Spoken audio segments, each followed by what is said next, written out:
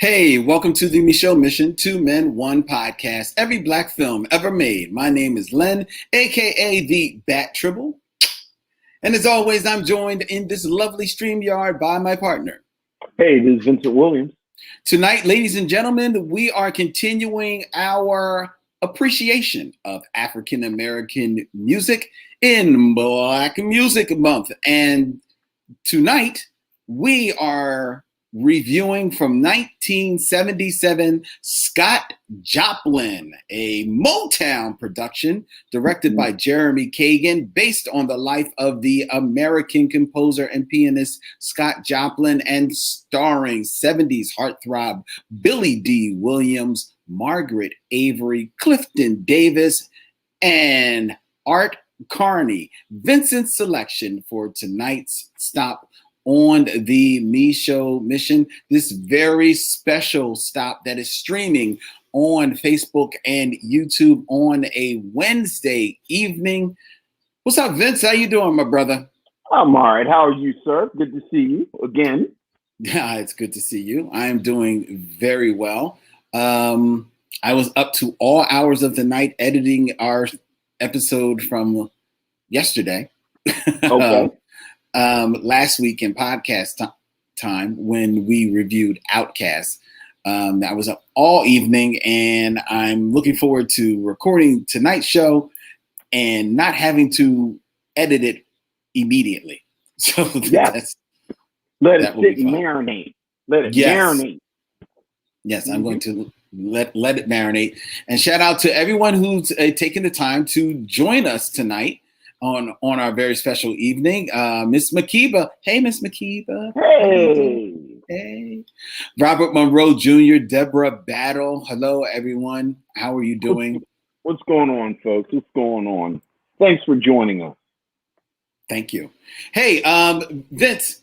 Okay. Because we started to get into this before the show, and I said, no, we got to save this for the show. Oh, my goodness. Great. Last night, on the episode previously on the Micheaux Mission, Vincent and I were talking about favorite duets, and I actually introduced Vince to my favorite duet, one of my favorite songs of all time. It is a cover of "Close to You" by Gerald Levert and Tamia, and I actually sent Vincent a link to that song so that he could hear it for himself, because he was not aware of this cover. I was not, and you did send me the link. I did send you the link. And Vincent, you listened to that song, and what was your impression of that cover? I didn't enjoy it. But I don't have to enjoy everything. No. Everything doesn't have to be for everybody. Well, that's very true. And that particular thing isn't for this particular body. That is true. From Toya, our social media director, she sent a link to another cover of "Close to You" by another couple. This by Ron Isley of the Isley Brothers and Lauryn Hill, formerly of the Fugees. And I sent that link to you, Vincent, for your perusal. And what did you have to say of that cover of "Close to You"? I also did not like that cover. But once again, this is another thing that doesn't have to be for everybody. Okay. And that one wasn't for me. Okay. That wasn't for you. That was not for me either. Yeah. And admittedly, I wasn't that big a fan of that version either, but that's not all that you said about those two covers. That I said about those two covers. In my estimation, the execution itself is flawed. Because "Close to You" is not a duet song. First of all, as a song, just as a song, right, it's a pretty trite song. Like when you look at Burt Bacharach compositions, this is not one of his better works. The only version that really works for me, mm-hmm. at the risk of being the cliche, stereotypical music critic who reads this into their music and everyone reads this into their music, I actually like the Carpenter's version. Okay. Because Karen Carpenter's voice, right, has that sadness in it. Mm-hmm, mm-hmm, mm-hmm. And in my mind, Close to You is a song about longing. Why do birds suddenly appear every time you are near?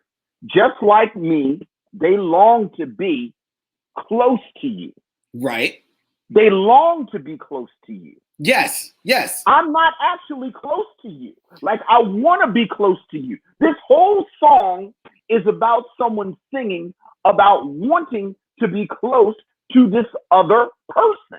But that doesn't necessarily have to be sad. No. It is sad because I don't have what I want. But you have Karen Carpenter's voice, and then you have that wonderful melancholy. Then it's a duet, so you have two people talking about being close to each other, which is dumb because like y'all can be close to each other. And then Gerald Levert is all Gerald Leverty, so like the room smells like chitlins and hair grease. Whoa. You ain't coming for Gerald Levert like that. I'm not coming for Gerald Levert, but Gerald Levert is very much from that old school gravelly voice. I mean, he just sounds like his daddy. Well, what's wrong with that? You got something wrong with the OJs? There's absolutely nothing wrong with Eddie Levert singing Eddie Levert stuff. Right. But you singing nah, close to you. That ain't your voice. No, like, what they did, but to me, what they did was take that song, which admittedly, by Karen Carpenter, does have a melancholy to it. And they're not trying to recreate that feel. They're trying to take that and use those same words, Gerald Levert and Tamia, and to a lesser degree, in my opinion, Ron Isley and Lauryn Hill. But they're trying to take those same words and give them a different meaning so that it's not sad. It is a longing. It is a yearning. It is a burning desire to singing this get song? close to you. Why are you singing this song? Like because that song can be sung in a different way. It can be sung and still have the same meaning. It's just not melancholy. It's just not sadness. A monkey can drive a car with its feet. That doesn't mean you should. Like, yeah, they can do it. And they did it well. And they pulled it off. If you say so. See, you're dead inside. Ain't nobody never heard of this song, but all right, sure. You see, we have determined that you are dead inside. I mean, and that's why you like this sad Karen Carpenter. Your argument is flawed because the line is, why do birds suddenly appear every time that you are near? So obviously they are near, they can be near to each other, but when they are not, they miss one another. So it's not necessarily like this sad melancholy, it's missing you. And that's what No.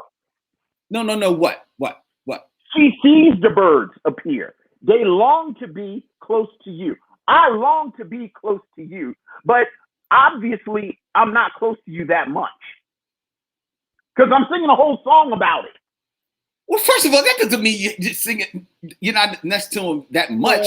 It means that when I'm not with you, right, it hurts because I want to be with you so much. And it talks about how in the song they're singing to one another about how they want to be next to each other. They want to be together.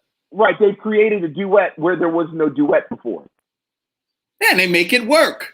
I mean, if you say so, okay. Okay. This is a version of my other big music thing. You know, like nobody loves Aretha Franklin more than I love Aretha Franklin. Mm-hmm. Aretha Franklin covering Eleanor Rigby actually enrages me. Why? Because that's another song. It's about loneliness and isolation and voicelessness. Mm-hmm. And Aretha just Aretha's it. Like the song is actually, so she doesn't really catch the feeling of it. She takes it. Well, she does a version of what your people do with Close to You. Like you listen to Eleanor Rigby, and the speaker of the song it's almost third person omniscient, and they're talking about Eleanor Rigby, and they're talking about like the preacher, and they're talking about all. I mean, it's right there in the hook. All the lonely people, like all these lonely people by themselves who are voiceless and by themselves. Aretha comes out. I'm Eleanor Rigby. Something.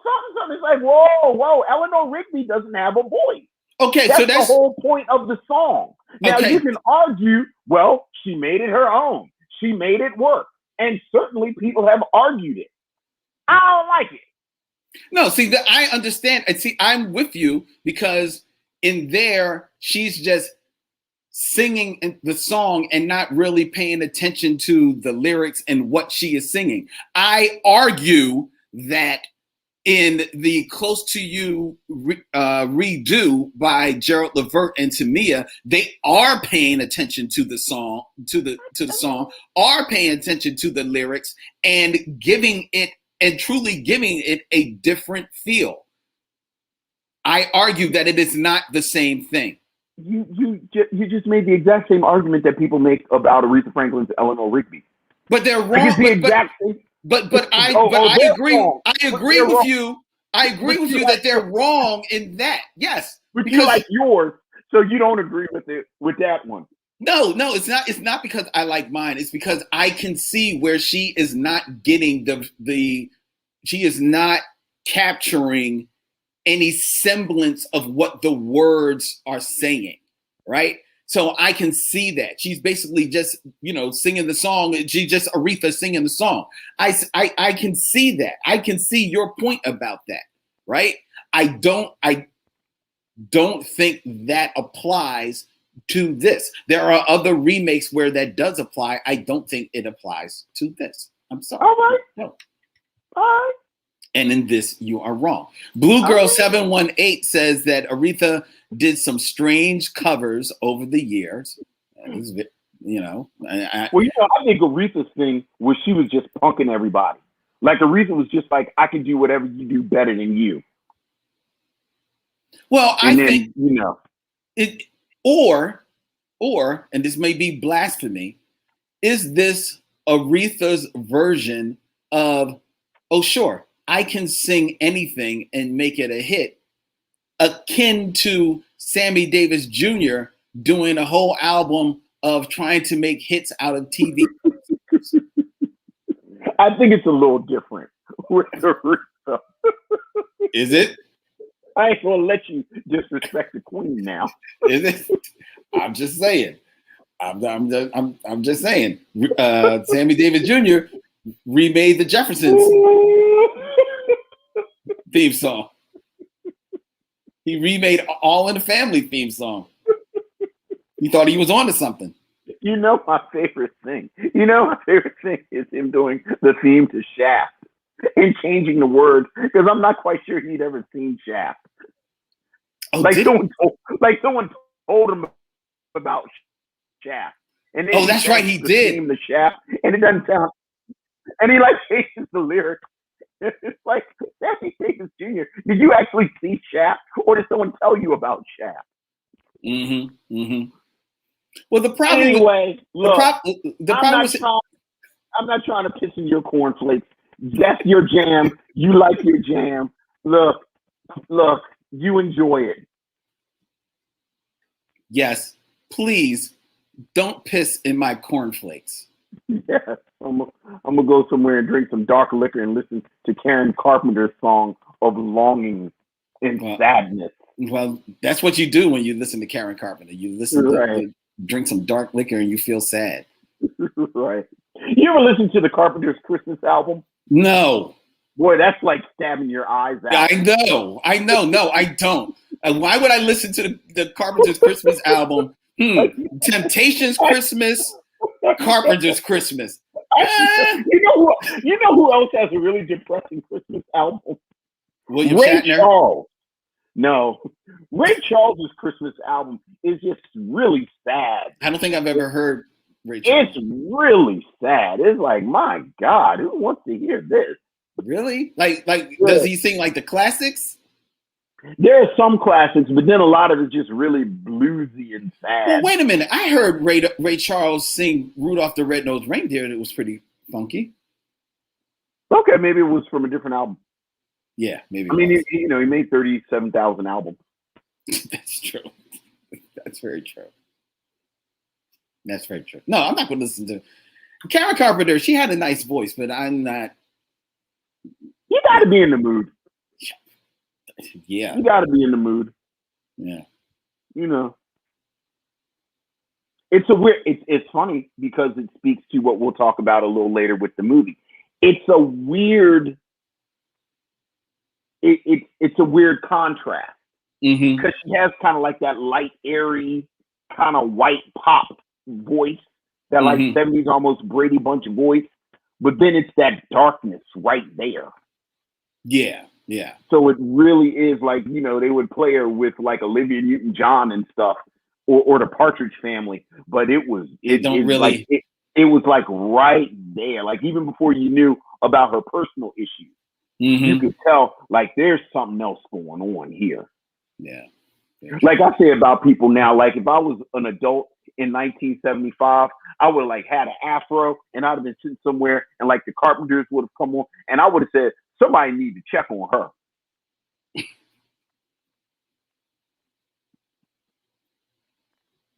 True. I was going somewhere now, I forgot. So maybe because now you guys talk about the Carpenters. I really don't need to talk about the Carpenters. We spend about as much time as I want to spend on the Carpenters. You ever see that movie? The Todd, whatchamacallit movie? This is like the Karen Carpenter story? Yeah. No, I never did. It's really good. I'll take your word for it. Yeah, it's really with the Barbie dolls. Yeah, I'll take your word for it. I don't want to see that. Didn't she die of bulimia? Yeah. Oh yeah. Mm-hmm. What's the name? Now you're looking up the name. I'll let you look up the name. Well, I forgot the director's name. He's right on the tip of my tongue, but I like him. He did Far From Heaven, which was Todd.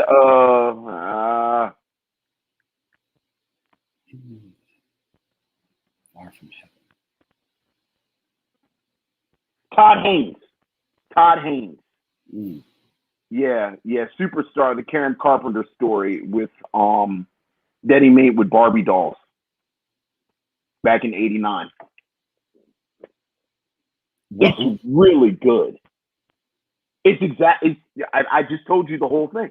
Like it's the Karen Carpenter story, but he uses Barbie dolls. I don't know if it was a student film but it was like this real. Remember? Oh, that's not even what I'm thinking of. I was thinking about the movie, like the actual movie. No, I'm talking about. It was like maybe a half hour, 45 minutes. It was in all the art houses back in the 90s.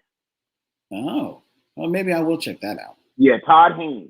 Okay. Really, really good. All right. Well, all right. So I will look at that. Right. I made you listen to Gerald Levert and Tamia. I will look at the Barbie doll Karen Carpenter story. You did. And Gerald Levert got collard green grease all over my AirPods. No, I'm tired of you coming for Gerald Levert. Gerald Levert was a bad man, dog. He was. I'm just messing. Collard green grease. Now I will say though. I was like, is someone baking cornbread? I will say though, when I went to see him in concert, and Gerald Levert had this bit where he would jump off the stage and run around the arena. And for those who don't remember, rest in peace, Gerald Levert. Gerald Levert was not a small man at any time in his life, and by the time he ran around that arena, dog, that shirt was like 9 shades of sweat. But that man put on a hell of a show. And then he would get back on the stage. And he'd be like, ladies and gentlemen, the background singers, and he would just sit down. He would just sit down. Well, all jokes aside, that was one of his things. Like, he talked about that. He said the record companies wanted him to lose weight and to shave. Yeah. And he said he wouldn't do it. I could understand him not wanting to shave. And he said his fans loved him the way he was, and you had to respect that.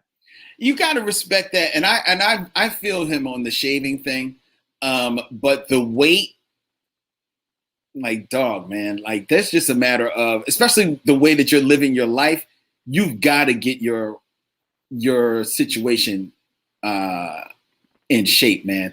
It's just so that you can continue with your with in your chosen field, man. Yeah. You've got to, man. Yeah. And he was not healthy, I mean, he wasn't like, he never struck me as like a huge, like, sloppy dude with his weight. Like, he wasn't like, like, he wasn't like Biggie Smalls, like sloppy with fat, but he wasn't in good shape, and he really needed to work on that. Shame. Right. It is a shame. And I'm just messing with you. Robert Monroe Jr. giving us a little bit of knowledge in regards to Karen Carpenter. Superstar, the Karen Carpenter story. It's a great movie, but it was pulled from circulation because of a lawsuit from Richard Carpenter for copyright infringement. Oh, okay. Yeah, that's interesting. I didn't want to go down the rabbit hole, but I was wondering in the 20 seconds that I looked at my phone, I was like, why is he not around anymore? Like, Todd Haynes is a director's director. It seems like that should be floating around, but there you go. Robert answered my question. Yeah, man. Especially around like the 70s and 80s when copyright infringement, they started locking down on that stuff, man. Well, I'm certainly not going to tell people to go and try and find something that infringed on copyright. But if somehow you stumble across a copy of it, watch it. I'm going to watch it. I'm going to look for it. It's a fantastic movie. I'm going to check it out. All right. Well. Oh, we were supposed to talk about Medea. You so busy talking about Gerald Levert. Were we? We were supposed to talk about Tyler Perry's announcement that he's bringing Medea back on Netflix. Oh, okay. Go ahead. Introduce it. Tyler Perry is bringing his character Medea back on Netflix. He made an announcement on his social media. I think Netflix actually made an announcement so that there is going to be new Medea only on Netflix. So that is the news.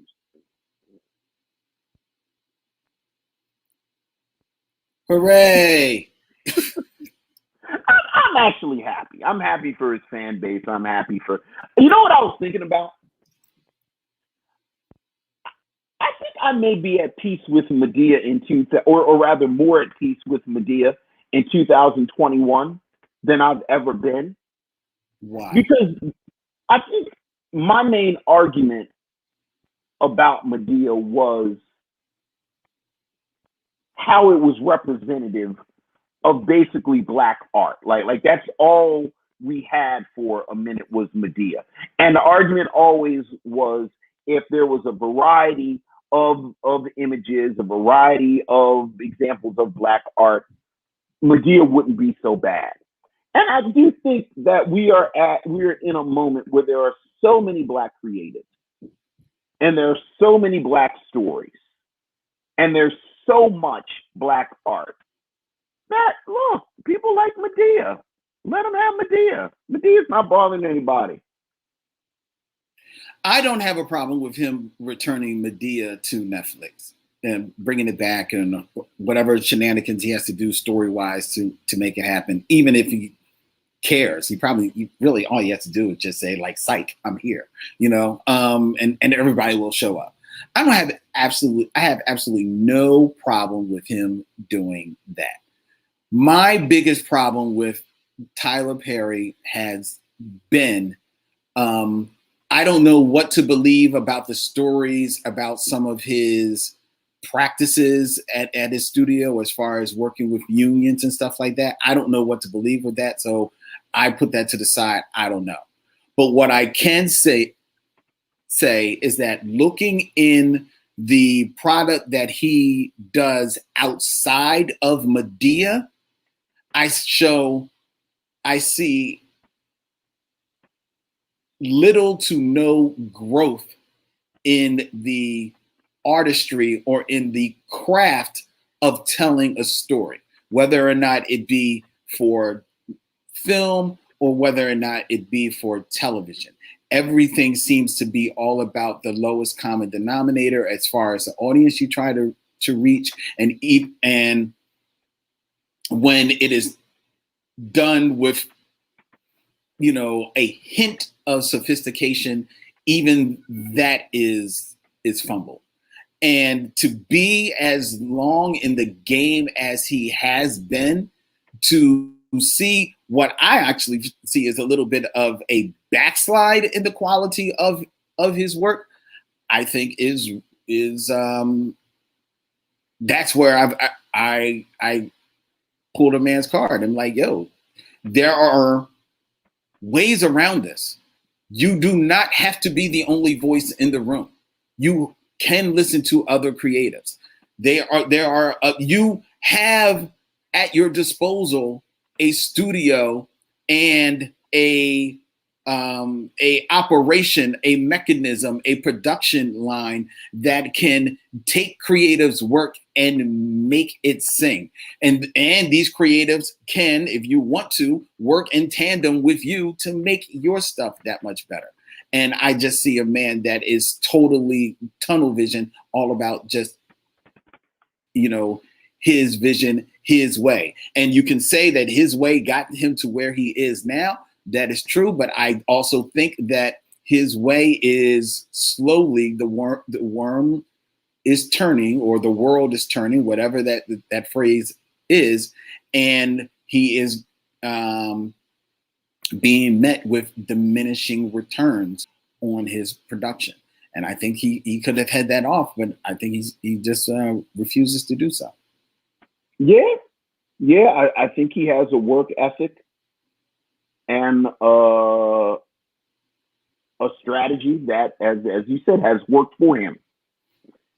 Does it produce diminishing returns? I think you could argue that as well. I suspect he is bigger than he ever thought he was going to be. Mm-hmm. And that his people, like his, you know, for lack of a better word, his ride or die people, the ones he cares about, his primary audience, mm-hmm. is not concerned with any of the reservations that we have about the quality of his work. And nor should they. That's their man, and they're going to ride or die for him. That's cool. Therefore, you know, again, you and I have to watch Medea at some point and watch this stuff just for this. But, you know, he ain't bothering nobody. Make that money. Yeah. And make the movies for Big Mama and them that they like. Very true. So, yay for Tyler Perry. Get that Netflix money. Get that Netflix money. I will not ever knock the man's hustle. Right. Go ahead, put that wig back on. That's right. But, you know, I just thought it was funny they had to make an announcement. Like, was there anyone who actually thought Medea was gone? I guess they don't read comic books, so they don't know how this works. They don't know how this works, Vince. They don't know how this All works. Right. The way this show works, though, right, ladies and gentlemen, is that we eventually get to a review of a film. And right now, we're going to get to our review of 1977's SCOTT JOPLIN.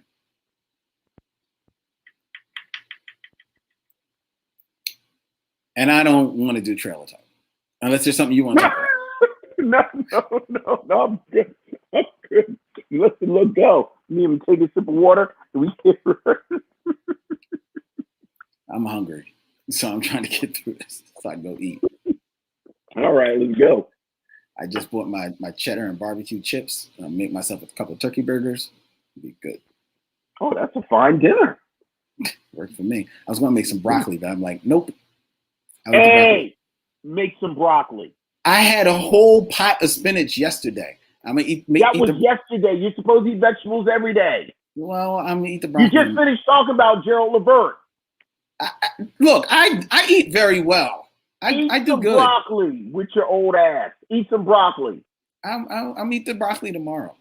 No, eat the broccoli tonight with the turkey burgers. Turkey burgers and broccoli don't work. Just go ahead and eat the broccoli. Okay, Vince, I'll eat the broccoli. Let's get into our review of Scott Joplin. You're not hurting anybody but yourself.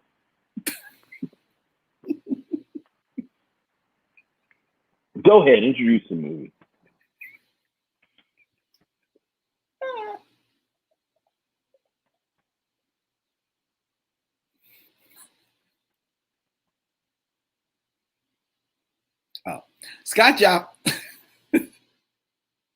Scott Joplin, a 1977 biographical film directed by Jeremy Kagan based on the life of the American composer and pianist Scott Joplin. This Motown production stars Motown superstar Billy Dee Williams, Margaret Avery, Clifton Davis, and special guest star Art Carney. The film has a script that actually won an award from the Writers Guild of America in 1979. And it is Vincent's selection for tonight's stop on the Micheaux Mission as we continue on in African American Music Appreciation Month. Vince, what say you of Scott Joplin? To understand this film and the road to this film being produced, I think it is important to understand a little bit of the context of Scott Joplin and his place in popular history.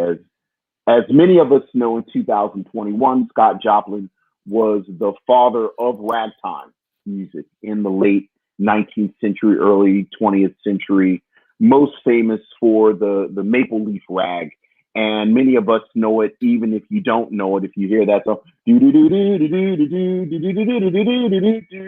and that is Scott Joplin, and that is what we hear when we think about ragtime music.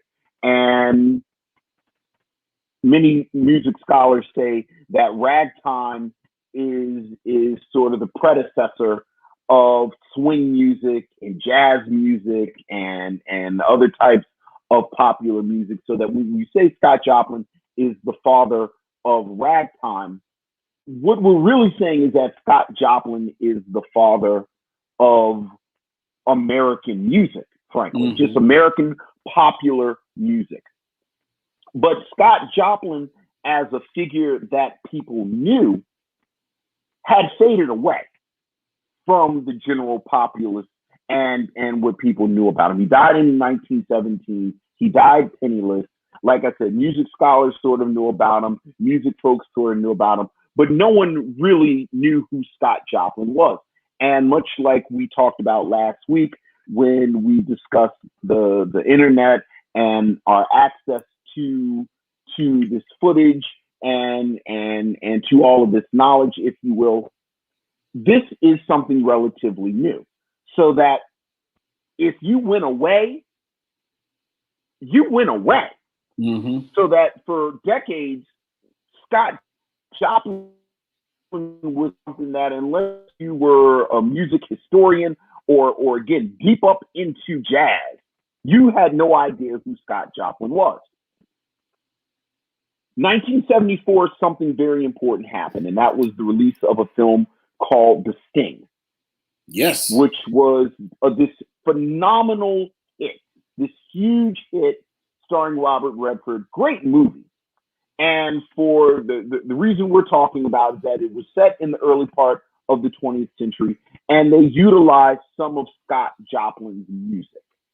Yeah. Which then started this resurgence of interest in Scott Joplin. So that, like I said, the film comes out in 1974. There's this great resurgence of interest in Scott Joplin. Scott Joplin wins a posthumous Pulitzer Prize for his music. His recordings are re-released. everybody's talking about Scott Joplin. Scott Joplin is on everyone's mind. So of course it makes sense that Scott Joplin's life is going to be adapted into some type of film. Motown is in the midst of their effort to expand beyond music. By 1977, they have released Bingo Longing's Traveling All-Stars, Lady Sings the Blues, Mahogany. They're very much in the business of trying to be a multimedia company. Now they want to expand into television.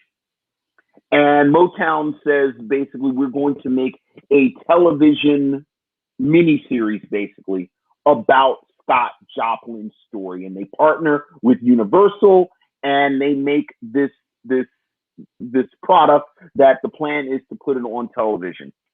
Because it's Motown, if there is a leading man in Motown, that would, of course, be Billy Dee Williams. And at this point, Billy Dee Williams is their go-to. So it seems like a no-brainer that Billy Dee Williams is going to play the lead and play Scott Joplin. So Billy Dee Williams plays Scott Joplin in this in this television miniseries, and as Lynn said, the Art Carney is in it. The wonderful Margaret Avery is in it. Clifton Powell is in it. Not Clifton Davis. Clifton Davis is in it, and they make this film. After they make it, however, Universal thinks that this is something that they can recut and release it as a film. So Scott Joplin is released as a film, which frankly puts it into our purview. And as Lynn and I both mentioned, I'd never heard of this. When you said you had never heard of this, this is a film that does not really come up. And I think part of the reason we don't talk about it as a Motown film is because it was never meant to be a film. And if I hadn't told you that this was not meant to be a film, if you watch this, you know immediately this was supposed to be on television. Yep. The way it is shot, the pacing, the costuming, the cinematography, everything about Scott Joplin feels like it should have been on television. I put in my notes, it feels like an unaired pilot for a spinoff from the Waltons. Like, it really does feel like a television show. And that's an observation. Your analysis of that observation, I will leave to you. I think it is jarring watching this, trying to think of it as a film. If this was on television, you might look at it differently. Like I said, it very much looks like a curio from the 70s. Billy Dee Williams in the lead doesn't really work for a couple of reasons, regardless of whether it's supposed to be on television or not. You and I have talked about Billy Dee Williams before in the past. I'm a bigger Billy Dee Williams fan, especially during the 70s, than you are, but I also understand Billy Dee Williams' strengths and his weaknesses. And Billy Dee Williams, I believe, works best as a leading man. I think he has charm. I think he has worked well with Diana Ross. I think he needs to be a leading man. But this story about Scott Joplin, who dealt with a fair amount of challenges, if you will, that we'll talk about some of them. But one of the primary challenges is he is a misunderstood genius. He is a misunderstood genius who is almost inventing a brand new art form, and he's dealing with early 20th century racism that sees this art form as vulgar, mainly because a black man has come up with it. And there's a lot of interior turmoil. There's a lot of moments where he is grappling with his genius. And Billy Dee Williams is just not that actor. I actually wrote in my notes that Billy Dee Williams needs a woman for him to sort of bounce off of. And his female lead, Margaret Avery, doesn't show up until a half hour into this 1 hour and 37-minute movie, and then she leaves maybe a half hour later. Right. And even with that, there isn't any chemistry between the two of them. And I go back to comparing this coupling, if you will, to the great Billy Dee Williams coupling, which is Billy Dee Williams and Diana Ross. Mm-hmm. And everything that I think works about Billy Dee Williams and Diana Ross, Billy Dee Williams, I believe, was in awe of Diana Ross. Diana Ross is tickled because this beautiful man is in awe of her. So they have this symbiosis, A. But B, more importantly, Diana Ross is not the greatest actress either. So no. Billy Dee Williams and Diana Ross are on about the same level. A, you don't get the sense that Margaret Avery is that enamored with Billy Dee Williams. Mm-hmm. B, Margaret Avery is an actress. And while she doesn't have a lot to do in this film, she acts rings around Billy Dee Williams. There's a scene in particular where their daughter dies. Their infant daughter dies. This is obviously a very dramatic moment. Mm-hmm. And Margaret Avery captures the stillness and this sort of heartache that you would expect a mother who has lost her child to have on screen. Billy Dee Williams just doesn't have it. He just doesn't have it at all. So you have this film that was put together to be on television, and and you lose it in translation when it's on the film. You have that working against this. Right. You have Billy Dee Williams and his limitations as an actor working against this film. Mm-hmm. Again, Margaret Avery, love Margaret Avery. She's not given a lot to do in this film, but it's Margaret Avery. Clifton Davis has a little bit of life in this film. It's like a little bit so that when he's on screen, he's, okay, it's Clifton Davis. There is one scene in here that I quite enjoyed. There was a practice called cutting, where piano players would basically go head to head, literally head to head. They put pianos up against each other and they try to outplay each other. And there's a bit of energy in that scene. And I said, oh, okay, I kind of like this a little bit. But for the most part, there's really nothing to recommend about this film on the film's own merits. Now, the one thing that I did enjoy, to the point where it almost justifies its existence, as I said, Scott Joplin dealt with challenges in his life, and the film kind of deals with challenges. And one set of challenges we've talked about. He's a misunderstood genius. He's dealing with the racism of the early 20th century, everything that goes along with that. The other challenge, and this is biographically true, this actually is true about Scott Joplin. He contracts syphilis. Yeah. And the syphilis is a huge plot point in this film. Mm-hmm. This is a movie almost as much about syphilis as it is the music. He hides the syphilis from his wife. The implication is that the syphilis has affected his daughter and he dies. Right. Clifton Davis gets syphilis and it turns him into one of the crackheads from Jungle Fever. He can't control his hands because of the syphilis. He being Scott Joplin. The syphilis drives him crazy. And that is he actually died from syphilis informed dementia. Yes. But there's like the last 10 minutes of the film where Billy Dee Williams has this gray wig on and he's shaking his head and he's acting all crazy because the syphilis has driven him crazy. And because it looks like a made-for-television film, it's almost like this bizarro after-school special. That's very apropos. That's very apropos. About the scourge of venereal disease.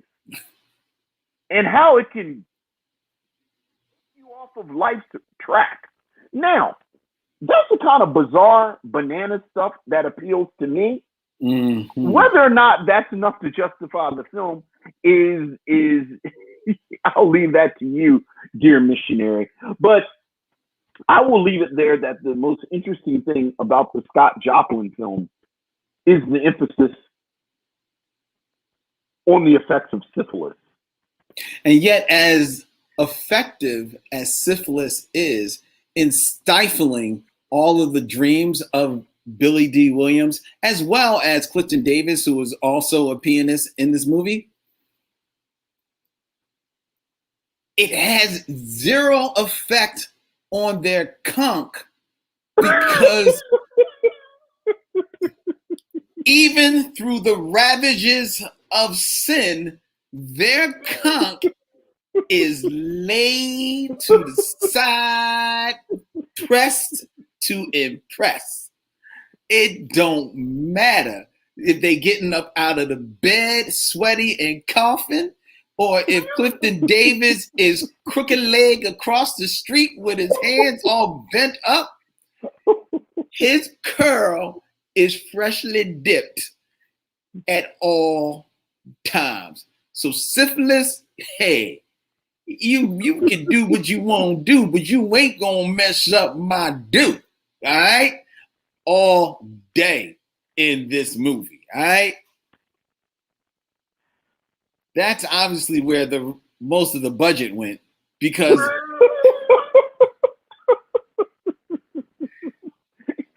it's like the anti-Tyler Perry movie. Dude, you talk about, this looks like it was like a pilot for Scott Joplin on the Prairie. This looks like a vignette from Fantasy Island. Like, this looks it looks so cheap, dog. Yeah. It looks so cheap. God bless them. They reworked that room 1,000 different ways to make it look like Billy Dee's house. 9 different bars in St. Louis, New York, Chicago. Man, they was moving that chair like to put it askew. There you go, New York. There you go. Where's the New York chair? I'm like, are you serious? Are you serious about this? That is what is happening here? And this makes me question, who was running Universal Studios in 1977 that saw this and said, you know what? I think we got a hit. No, let's put this on the big screen. Like, who saw this? Who was looking at this movie? This movie looks like, oh my God. And Clifton Davis, he's done some movies, but let's call it for what it is. Clifton Davis made his bones on television, right? Yeah. And he made his bones on television playing a straight-laced kind of guy. And it's all in his face. Clifton Davis, looks like a straight-laced dude. So to cast him as like this rogue cad pianist who is just running through chicks so bad that he couldn't track down where he got the syphilis if it was lit up on the street. To cast him as this cool street dude, I'm like, dude, this is not working. This is not working at all. And plus, he's supposed to be in his 20s. I'm like, no, I'm sorry. Billy Dee Williams is supposed to be in his 20s. No, I'm sorry. Billy Dee Williams is he. Every line reading is like a Colt 45 movie. It's like a Colt 45 commercial. Every single line reading in this film is just like that. It's I'm Scott Joplin. Throughout the entire movie. And then he gets super dramatic TV mad, I'm gonna prove I'm a genius. Are you serious? Are you serious? Who saw this and saw hit in 1970? Put this on the big screen. No, this movie it's just a waste of time.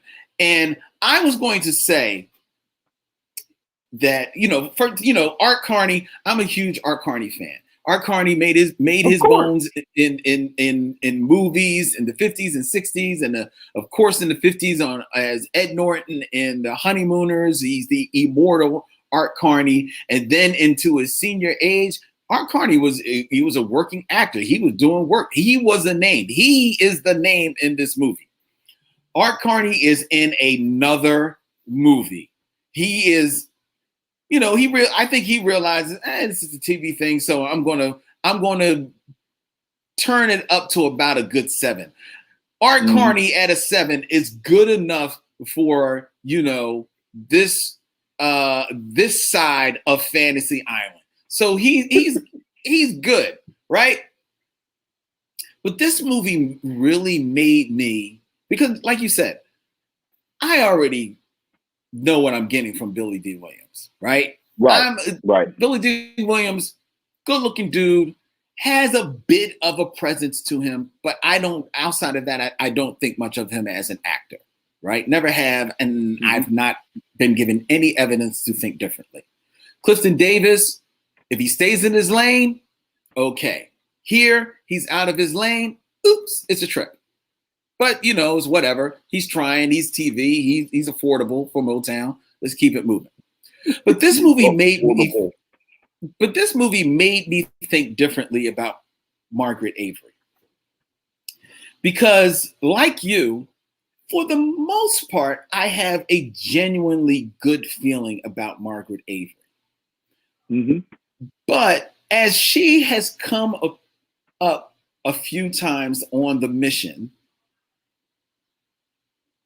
I find myself reconciling that, when I think of good Margaret Avery, I'm going to The Color Purple. Because Which Way Is Up? She's good in Which Way Is Up, but she's not like great in Which Way Is Up. Oh, I completely disagree with you. I mean, I think she's better in Which Way Is Up than she is in The Color Purple. She's okay. I'll give you that. She's good in Which Way Is Up. But she's so ineffective in this movie. And I don't know, maybe that's because she is bouncing off of Billy Dee Williams, and you're right, they have absolutely no chemistry. Maybe that's it. Maybe it's because the script gives her nothing to do, like absolutely nothing to do in the script. But there's sometimes like her mousy voice in this movie, it really had me thinking, was she really good in The Color Purple? Was I seeing things when I thought she was good in The Color Purple? And I say that because on our review of The Color Purple, our guest on that episode, Denise James, actually said that she thought that Margaret Avery was the wink link in that movie. And we all were like, what? Get out of here. Like, she's one of the strong points of that film. Seeing this, just 8 years. It's a different movie. I know. So I'm judging a little bit too harshly, perhaps. Yes. Perhaps I'm judging too harshly. And maybe that is because as I sat there watching Scott Joplin, I needed something to focus on so that I could pay attention to the movie in some way. You should have been paying attention to the syphilis. There was so much syphilis. The only time I really paid attention to the syphilis was when Billy Dee Williams contracted syphilis from lady syphilis, and she came cascading down the stairs. She came floating down the steps with the wind machine blowing her hair. I think it was the syphilis blowing her hair. And then, you know, she touched Billy Dee, gave him drew him away from the piano. He stopped playing the piano.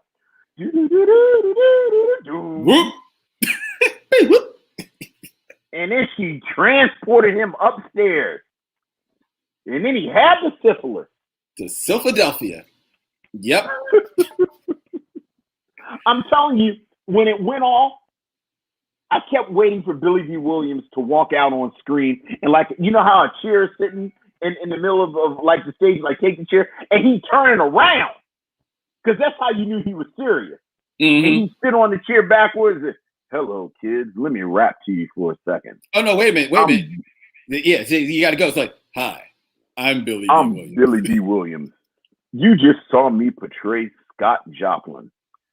And I want to talk to you a bit about syphilis. Like Scott Joplin, syphilis can derail your dreams. So you make sure you wrap up your little friend, or else you'll have a ragtime of your own. And there's a doo-doo-doo-doo, the more you know. For more information on syphilis, go to your local library.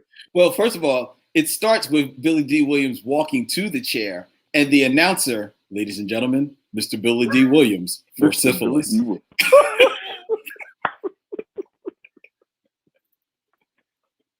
I have never in my life seen a film where syphilis was this huge plot point.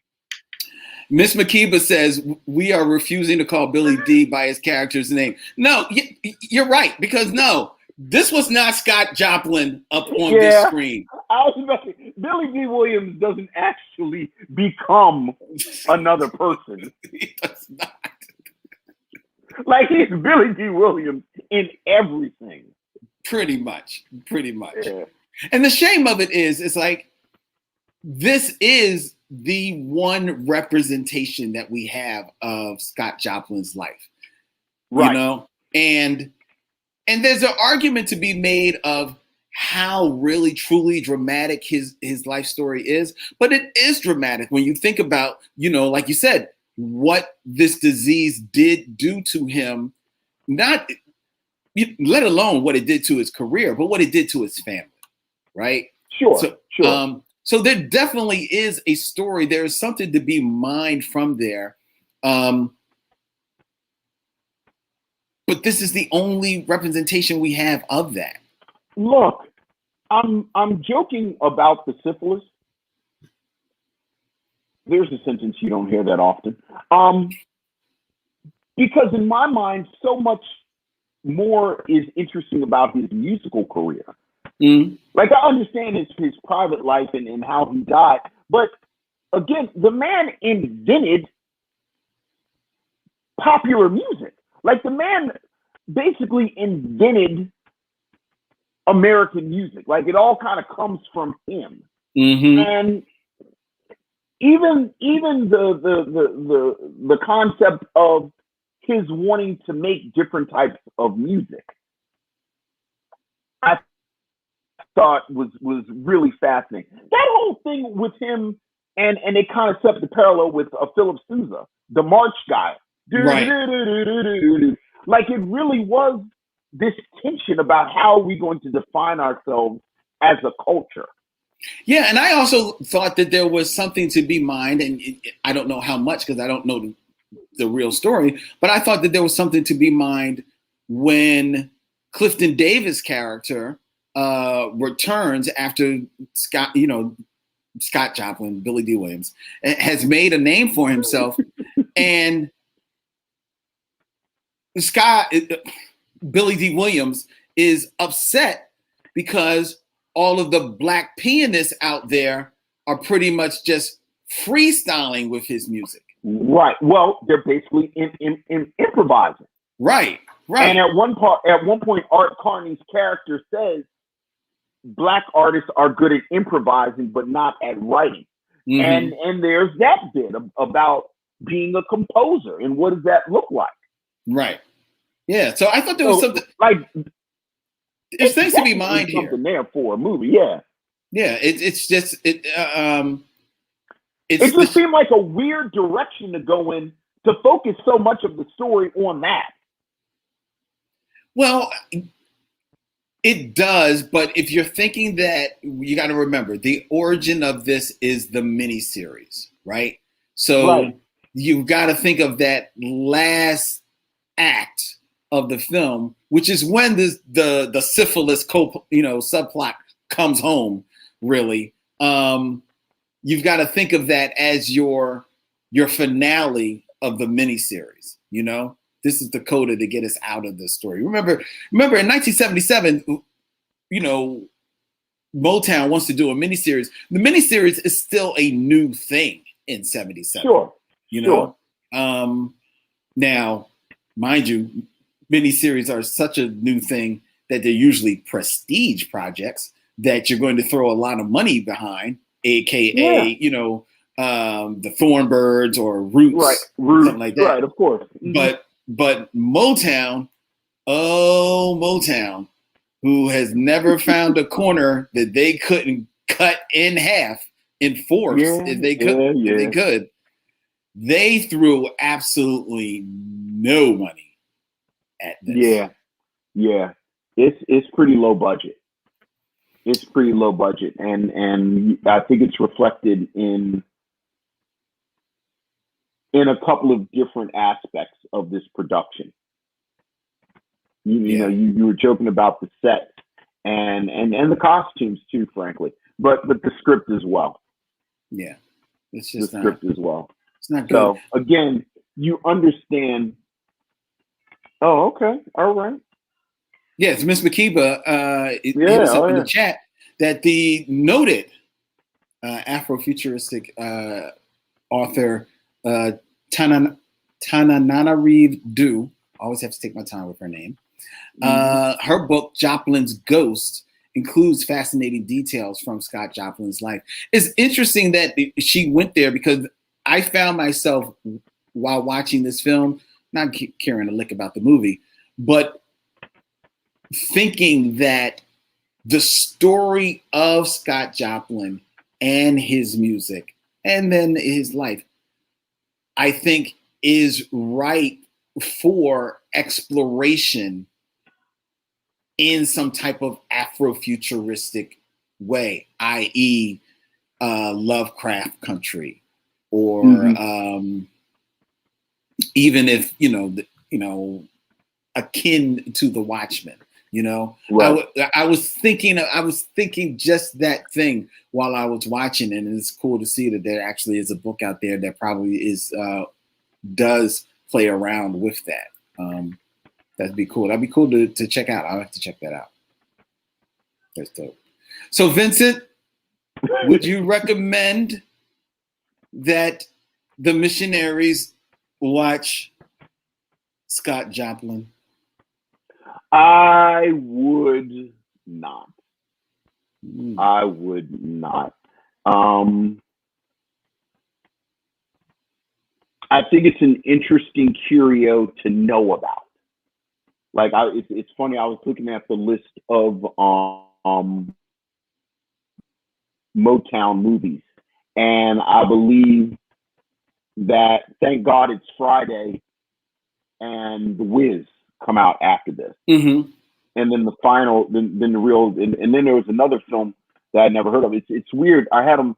It's weird thinking about the Motown films.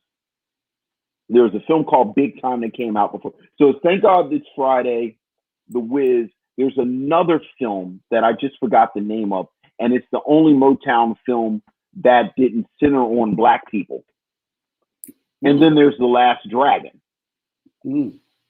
So in a lot of ways, this is smack dab in the middle of Motown's experiment, if you will. And this is the last period piece. So while I think interesting to know about. I don't. Yeah, there's no reason to watch this. I'm going to take a slightly different take on that. There is no reason to watch this if you're home looking for something to watch, if you're looking for a good movie, right? There's no reason to watch this movie if you're an adult.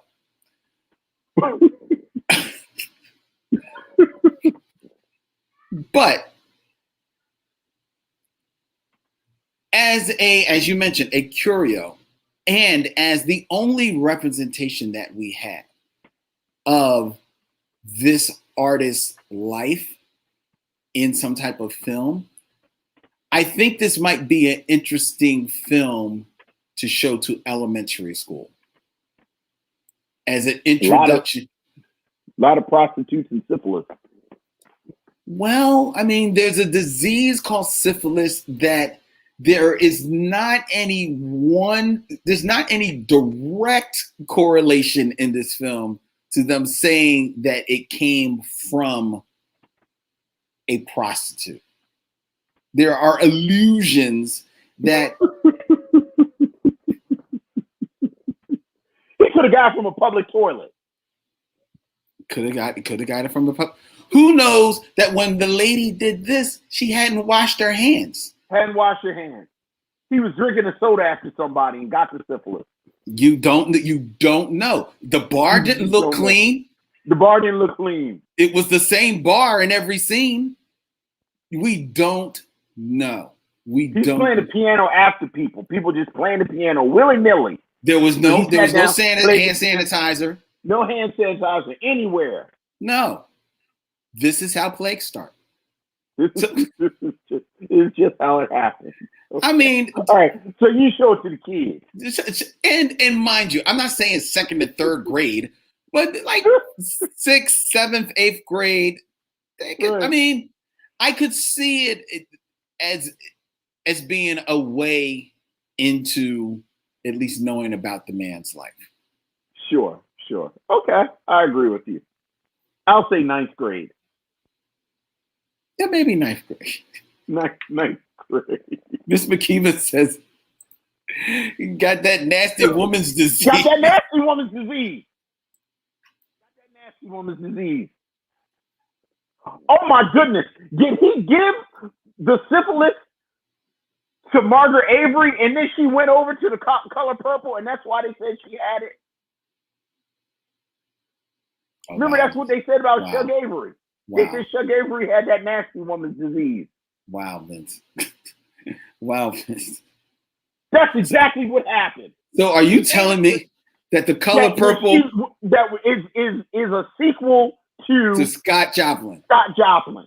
She left Scott Joplin, changed her name, became a singer, and then ended up with Mr. And then the word was she had that nasty woman's disease. So when she told her father, "Look, I's married now," what she didn't tell you was that was her 3rd husband.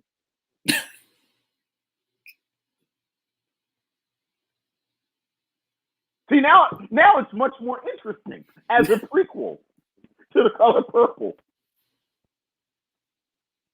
It ain't that much interesting, but that's a nice trick.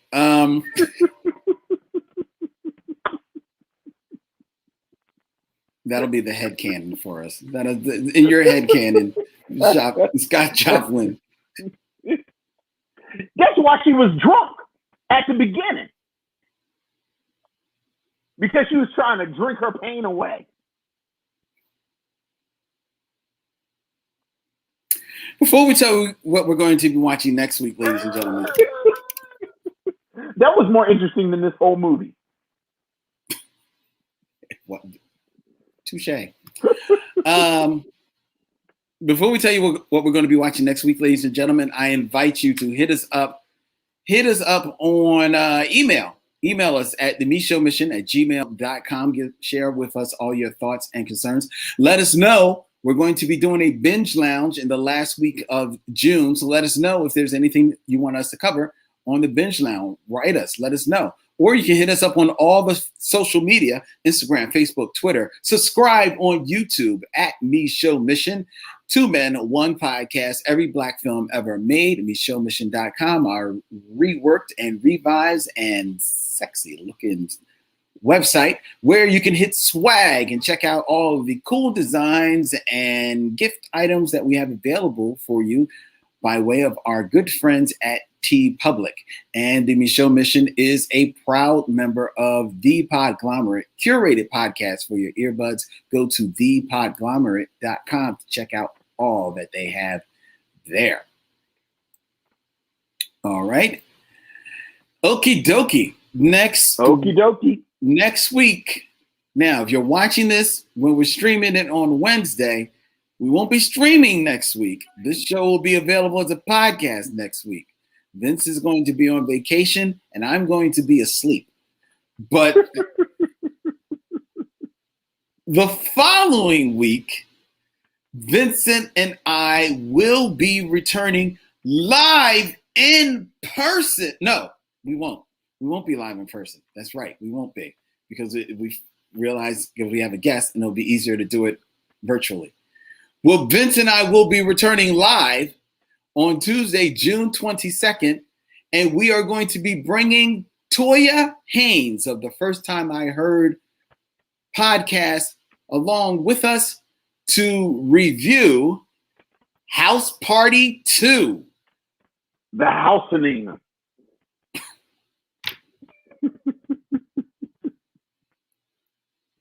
Yes, House Party 2, House Protocol in 2 weeks here on the Micheaux Mission with very special guest Toya Haynes. It promises to be a great time, ladies and gentlemen.